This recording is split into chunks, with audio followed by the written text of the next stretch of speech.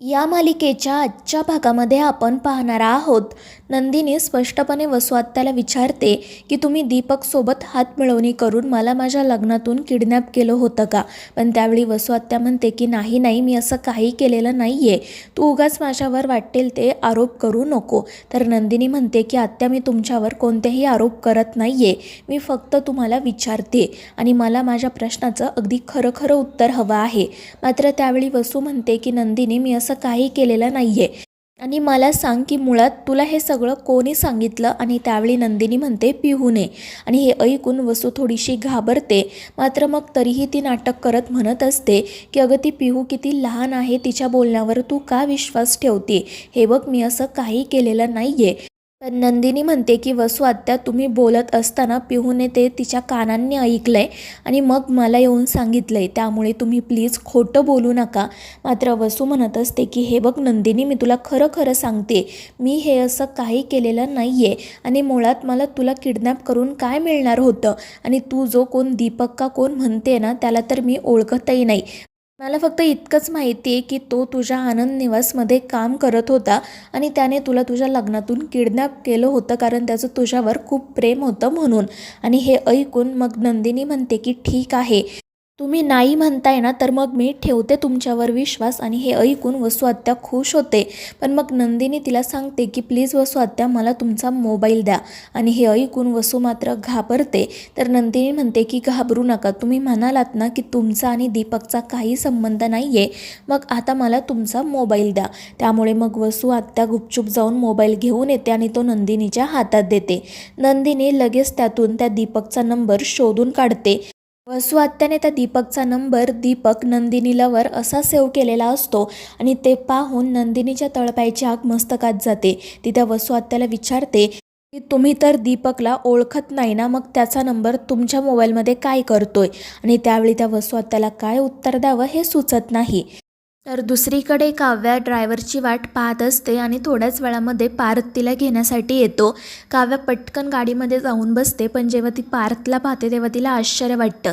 ती विचारते की तुम्ही काय करताय? मी तर मालिनी काकूंना सांगितलं होतं की पार्थला नाही तर ड्रायव्हर काकांना पाठवा. आणि त्यावेळी पार्थ म्हणतो की हो आई, ड्रायव्हर दादांनाच पाठवणार होते, पण मग त्यानंतर ती मला म्हणाली की पार्थ तूच जा आणि तुझ्या बायकोला घेऊन ये. आणि हे ऐकून काव्या तर खूपच चिडते आणि रागात पार्थकडे पाहू लागते. तर पार्थ हसतच तिला विचारत असतो की मला सांगा, तुम्ही अशा धावतच येऊन गाडीत का बसलात? तुम्हाला कशाची भीती वाटली की काय? आणि त्यावेळी काव्या म्हणते की तुम्ही बाहेर बघताय ना, किती कुत्री आहेत, ती भुंकत होती म्हणून मी घाबरले. तर पार्थ म्हणतो की हो, मग तुम्ही सुद्धा त्यांच्यावर फिसकारायचा ना, ते सुद्धा घाबरले असते. आणि हे ऐकून मग काव्या खूपच चिडत्याने म्हणते की मला ना तुमच्यासोबत घरी यायचंच नाहीये, मी माझी जाईल. आणि ती पुन्हा गाडीतून खाली उतरते. आणि ते पाहून पार्थ मुद्दाम स्वतःच कुत्र्याचा आवाज काढू लागतो, त्यामुळे घाबरून काव्या पुन्हा गाडीत येऊन बसते.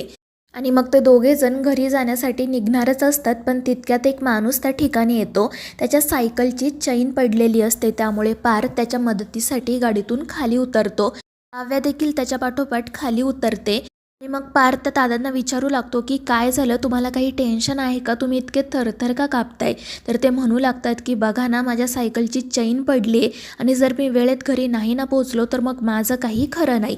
आणि त्यांना इतकं घाबरलेलं पाहून काव्या त्यांना शांत करत म्हणते की काही झालंय, काही प्रॉब्लेम आहे का? आणि त्यावेळी ते सांगतात की घरी माझी बायको वाट पाहते, जर मी वेळेत नाही ना पोचलो तर मग माझं काही खरं नाही. आणि त्यावेळी पार्थ पटकन त्यांच्या सायकलची चैन बसवून द्यायला त्यांना मदत करतो. आणि हे पाहून त्या दादांनाही खूप आनंद होतो.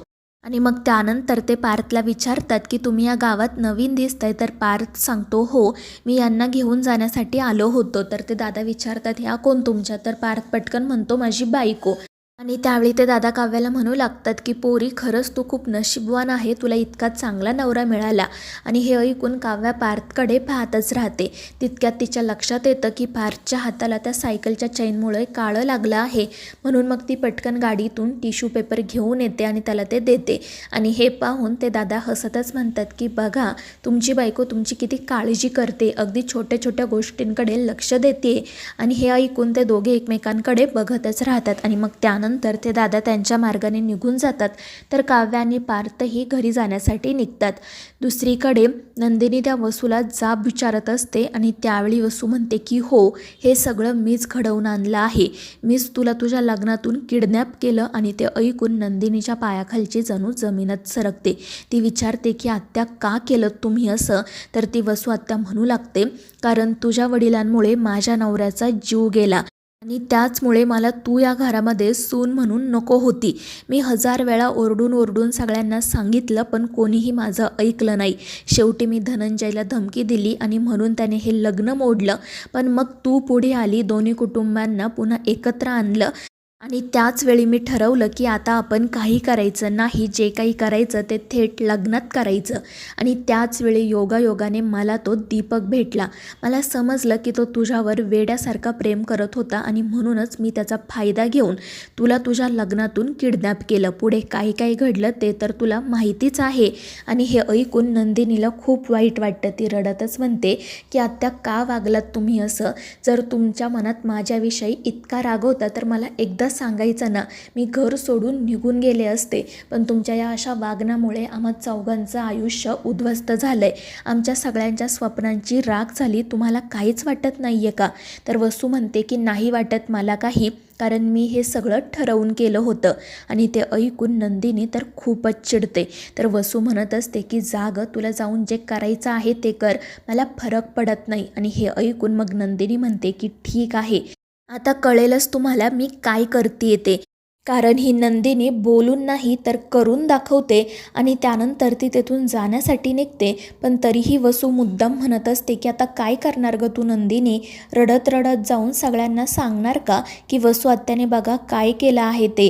मात्र एक गोष्ट सांगू का, तुझ्यावर ना कोणीही विश्वास ठेवणार नाही, कारण हे माझं घर आहे आणि या घरातून मला कोणीही हलवू शकणार नाही. पण त्यावेळी नंदिनी म्हणते की ज्या झाडांची मुळं खूप खोलवर रुजलेली असतात ना, ती झाडं देखील वादळामध्ये तग धरू शकत नाही. तसंच आता तुमचं देखील होणार आहे आणि तुम्हाला इथून बाहेर काढण्यासाठी मी वादळ घेऊन येईल. आणि आज दिवे लागणीच्या वेळेस मी तुमचं सत्य सगळ्यांना सांगेल, ते सुद्धा पुराव्यांसोबत. आणि मग ती तेथून निघून जाते. तर दुसरीकडे काव्या आणि पार्थ एके ठिकाणी आलेले असतात आणि तिथे त्यांना समजतं की पुढे दरड कोसळली आहे, त्यामुळे रस्ता बंद आहे. आणि हे ऐकून ते दोघेही काळजीत पडतात. काव्याला वॉशरूमला जायचे असते, त्यामुळे ती पार्थला म्हणते की तुम्ही प्लीज काहीतरी करा, मी जास्त वेळ नाही कंट्रोल करू शकत. आणि मग ते दोघेजण गाडीतून खाली उतरतात आणि तिथे आसपास एखादं वॉशरूम आहे का ते शोधू लागतात. तर दुसरीकडे दिवे लागण्याच्या वेळी घरी आरती सुरू असते. आरती संपन्न झाल्यावर नंदिनी वसू आत्याकडे जाते आणि तिला सरळ सगळ्यांसमोर विचारते की जर शत्रू आपल्या घरातीलच असेल तर मग काय करायचं? आणि नंदिनीचा असा प्रश्न ऐकून सर्वजण तिच्याकडे बघू लागतात. वसू म्हणत असते की नंदिनी, हा असा प्रश्न तू मला का विचारतेस? आणि त्यावेळी नंदिनी म्हणते, कारण तुमच्यामुळे आम्हा चौघांचं आयुष्य उद्ध्वस्त झालंय. तुम्ही दीपकसोबत हातमिळवणी करून मला माझ्या लग्नातून किडनॅप केलं. आणि हे ऐकून घरातल्यांना तर मोठा धक्काच बसतो. तर मित्रांनो, या मालिकेच्या पुढील भागांमध्ये आपण पाहणार आहोत पार्थने ज्या दादांना मदत केलेली असते तेच दादा मग रात्रीपुरता पार्थला आणि काव्याला त्यांच्या घरी आसरा देतात. तर दुसरीकडे नंदिनी सगळ्यांना त्या वसू आत्याचं सत्य सांगते, मात्र कोणीही तिच्यावर विश्वास ठेवायला तयार नसते. पण मग नंदिनी म्हणते की आता बघा, मी तुम्हाला असा खणखणीत पुरावा देते ना, ज्यामुळे सगळ्यांचेच डोळे उघडतील. आणि हे ऐकून वसू आत्या मात्र खूपच घाबरते. तर मित्रांनो, या मालिकेच्या पुढील भागांच्या अपडेट्ससाठी आपल्या चॅनेलला सबस्क्राईब करा.